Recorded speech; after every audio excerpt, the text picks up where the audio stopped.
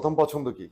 Sir BCS administration. BCS administration. আচ্ছা, BCS administration, ধরুন যে আমাদের একজন মন্ত্রী মহোদয় স্যার আছেন, আর আমাদের আরেকজন এমপি মহোদয়, ইনি হচ্ছেন ধরেন ব্যারিস্টার সুমন।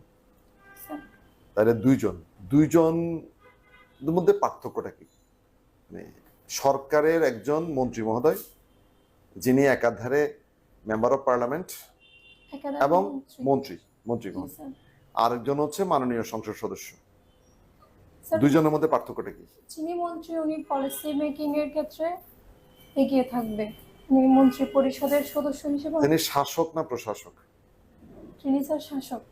প্রশাসক নন? Sorry sir. ক্যাবিনেট বুঝেন? ক্যাবিনেট, জি স্যার।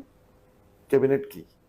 স্যার মন্ত্রী পরিষদটাকে ক্যাবিনেট বলা হয়, যেখানে দেশের সর্বোচ্চ নীতি নির্ধারণী হিসেবে কাজ করে। সংসদীয় গণতন্ত্রে রাষ্ট্রপতির কাজ কি?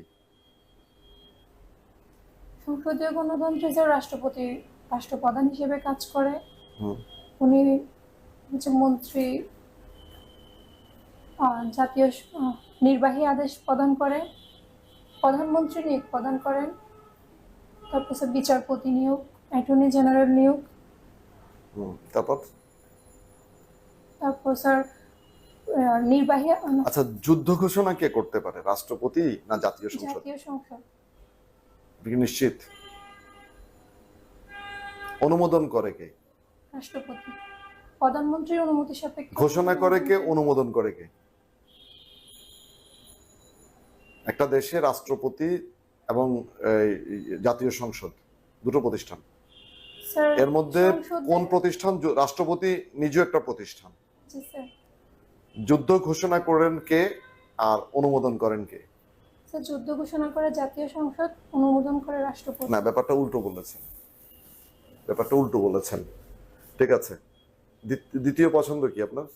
BCS taxation. ট্যাক্সেশন, শুল্ক কাকে বলে? আচ্ছা, ভ্যাট বলতে পারবেন? জি স্যার। ভ্যাট কি বলেন তো?